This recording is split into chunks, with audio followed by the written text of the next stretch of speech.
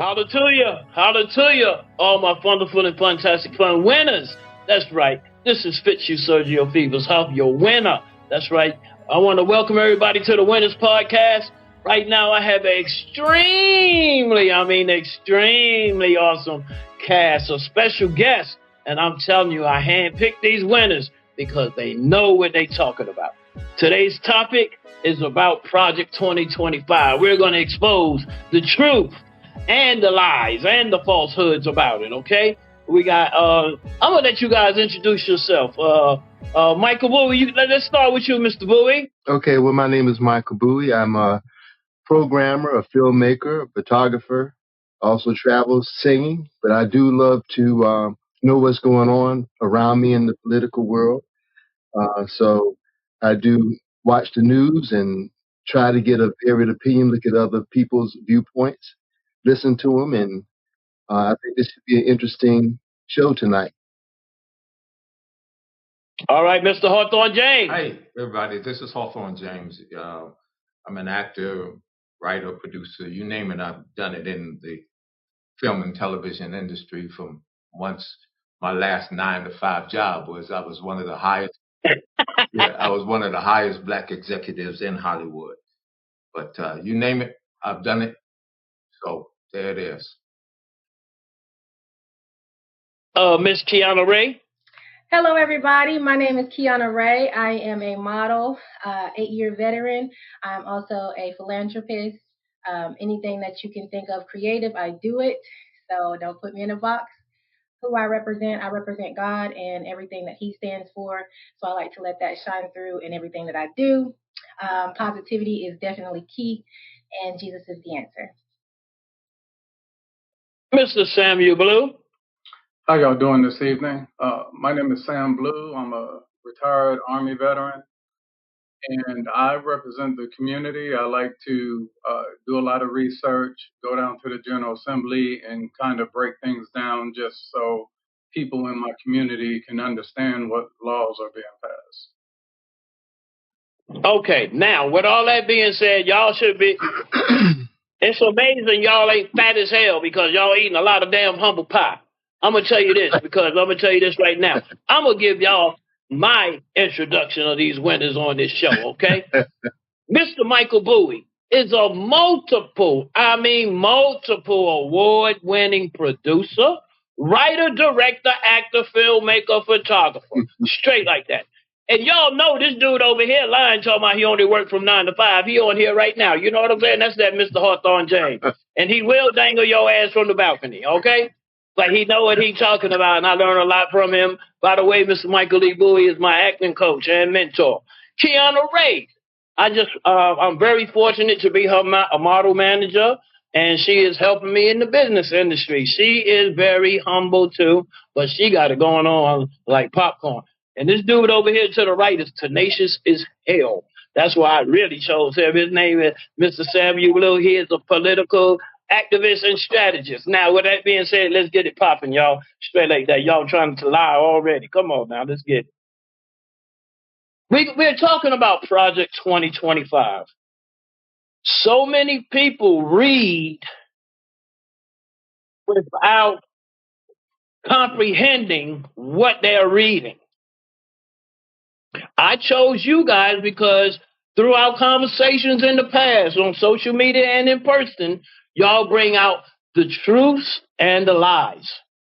So you give a person an opportunity to weigh both of them out. With that being said, let's ask the first question, okay? And that first question is, who really created Project 2025? I'm going to start with you, Mr. Michael Lee Buie. Of course. Well, officially, the Heritage Foundation is my understanding founded. It's a conglomeration of many people that were part of the Trump administration when he was in office, and other conservative think tank type folk that built this 900-some page document. And it's kind of like an attack on the deep state, is the way they put it. It disbands multiple federal agencies and excludes abortion for health care, eliminating climate change, things like that. So this is a lot of conservative principles wrapped up in what was supposed to be an agenda for 2025, when the assumption is that President Trump will come into power. I'm done. Okay. Mr. Hawthorne James, do you concur and feel that's where it originated from, Project 25, or where do you think it came from? It's been around forever. None of this stuff is anything new. It's the same old in a new package for me. I don't know when it was written. I'm not exactly who was written. It's like the Constitution. There were, how many hands were in the writing of it or in the final solution of it. But I think Michael's absolutely right. As far as I'm concerned, I can't dispute what he's saying of where it came from. But as I read it, it's the same old stuff. It's nothing new. Okay. What about you, Ms. Keiana Ráe? I also agree that it is the Heritage Foundation and that it has been around for a very long time. It's just now being brought to the forefront. People are just now hearing about it because it's being pushed in the media, and most people really don't understand what it is. So it's just now bringing awareness to it. Mr. Blue? I definitely agree that it's something that's been around for a while. Back in 2015, it was titled Project 2016. And there'll be another one, Project 2028. But it's basically about 200 conservative members of the Heritage Foundation, that think tank. And they basically made a 900-page wish list, just like some liberals made things on their side of wish list. So that's how I see it. It's something, like everyone said, has been around for a long time. The title is just basically changed for every election year. You know what? As far as I'm concerned, I see no room for rebuttal on that right there. We can move right along to question number 2. All right. Question number 2: does Trump and the Republican Party currently endorse Project 2025? Mr. Michael E. Buie? All right, now we're going to round robin these questions. No, I'm a man of order. I'll go now. I'm a man of order. I will do it, but you're going to start round robin this thing. All right, but yes, he does endorse it. Trump himself years ago said, "Oh, the wonderful Heritage Foundation. They have all these great ideas, and they have all these policies that we're going to embrace and espouse." Trump said that himself. Now that people are seeing the radicalness of it and how far right it is, and it's jeopardizing his campaign, he's backing up from it. So yeah, Trump is caught up in it. And like I said, 125 people from his administration belong to this and wrote into this policy. His current vice president nominee is the guy that wrote the foreword to the book that one of the lead cohorts of this policy put out. So yeah, they can try to back away from it, but they can run, but they won't hide. Mr. Hawthorne James? Yeah, what Michael's saying is true. As I was reading it, Trump has not officially endorsed it, but good and daggone well, as it reads, that's what the Republican Party believes in. And as I look at it, it's a funny situation you put yourself in, because of the fact that there are certain things in there that are askew, but there are certain things that I have concerns about also. I just don't. I'm coming from a different perspective of it. It's like the immigration, et cetera, which I know we'll get to. But yeah, the Republican Party generally, I could go across the street where I live and talk to every one of these people over here, and every one of them will probably agree with everything it has to say and the way it's said. I know who I'm dealing with. Ms. Keiana Ráe? Well, I'd like to piggyback off of that. Trump has not officially said that he is a part of it, but from a source that I had seen online when he was in the process of running, he said that he would definitely dismantle the Department of Education if he wins the White House in November. He said, I quote, "I want to close up Department of Education, move education back to the states." And so, as Hawthorne said, he's not backing it publicly, but behind the doors, he's definitely with it, in my opinion. Mr. Blue. I'll agree that everybody, has said he hasn't formally denounced it or anything, but I've personally heard him and saw him say that he has his own 20-point agenda and policy, which is on his website, and that there are some things in it a lot of conservatives agree with. And he also noted that there's a lot of things in there that he does not agree with that is really extreme. So I think his 900 plus pages of smoke just to take everyone's focus, off the policies of the current, people running for office. Okay.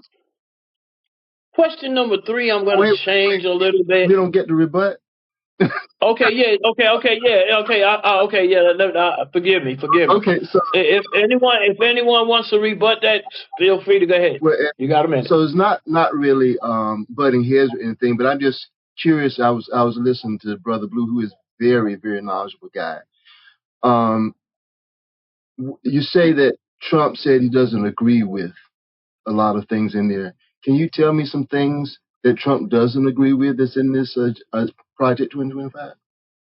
Well, I've read about maybe 250 pages of the 900 myself because it's on their website, and I read it just to be informed because I don't want to talk to people and not be able to cite what I actually read in there. One of the things that's in Project 2025 that Donald Trump has said that he does not agree with was the federal ban on abortion. He has stated that it should be a decision of the state. As we all know, New York is completely different from Iowa. Florida is completely different from North Dakota.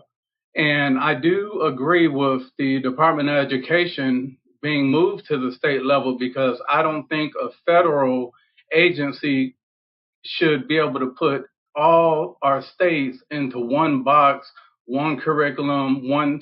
I just believe that the federal government should be smaller. And if they cut out the Department of Education, that would basically open up about $20 billion a year. One of the things of Project 2025 that I do agree with is getting rid of the IRS, which will open up about $25 more billion, and to remove all sales tax and basically add 10% tariffs on all things that are imported into the U.S. And that will more than double on what we get, because when we get a check for $100, $22 of that 100 goes to income tax, sales tax, and then we have to pay Social Security. When we pay that Social Security, then when we get to the age where we begin to draw it out, we have to pay taxes again on that same dollar. So how many times? Is that question somewhere in there? Yeah, I mean, you asked what I agreed with in it. No, sir. No, sir. Trump, I asked what was it? You said that Trump said there was a lot of things he did not agree with. Abortion. A half thing, because on the abortion, we know that even though he says state, all of them are pushing for a federal ban, and he's going to go along with it. But this is the thing. It doesn't matter what all are pushing, because if we think back to when President Obama ran for the presidency, one of his main things that he stayed with was he was going, once elected on day one, he would sign the Freedom of Choice Act, which would have codified Roe and Wade and federal access to abortions.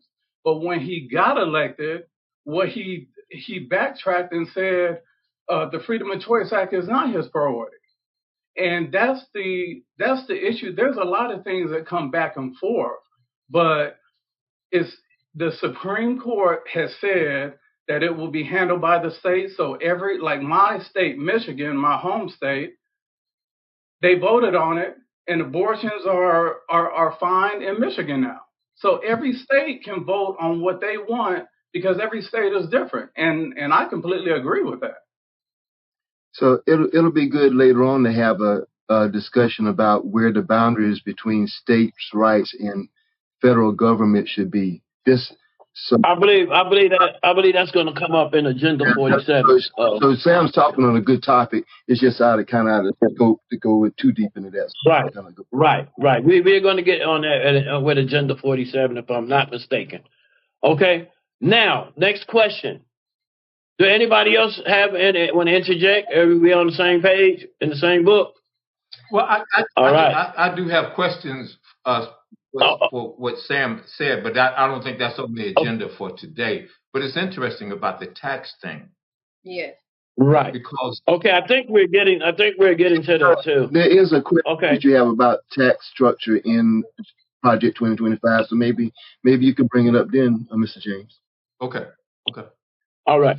Now, do y'all feel that by the parties, the powers to be and the party to be, releasing this in heavy circulation, Project 2025, and heavy circulation is more for propaganda to discourage people from voting for Trump? Let me change the rotation. Let's go with Miss Keiana Ráe. I do feel like there is definitely propaganda in there to discourage people from voting for Trump.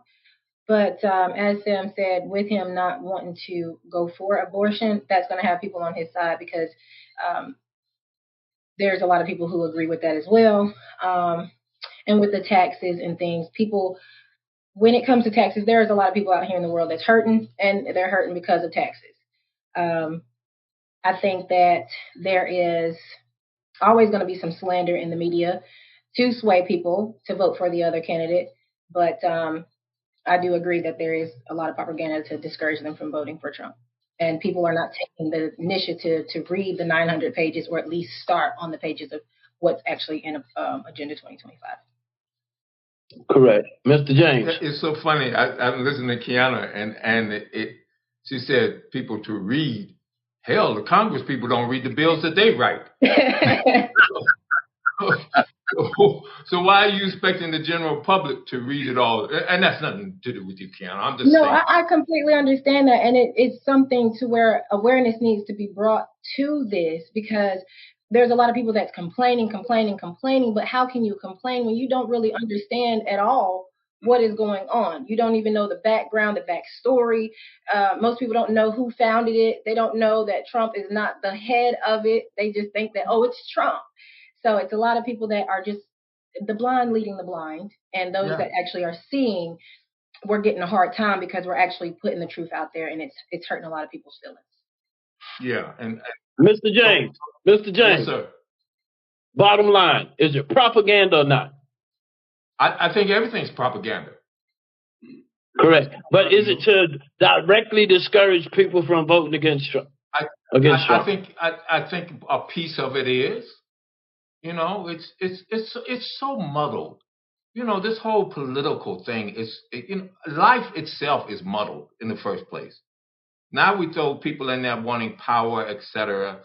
And I'm listening to everybody, and I'm fascinated by this because Sam, I don't know where Sam you stand on things, but it's fascinating because you have a lot more expertise in the political, actually having to go to those meetings, etc. than I do. So I'm totally fascinated by what you have to say, and everybody, But no, I don't mean to skirt around your issue, but no, I think it's all propaganda. I think it's all discouraging.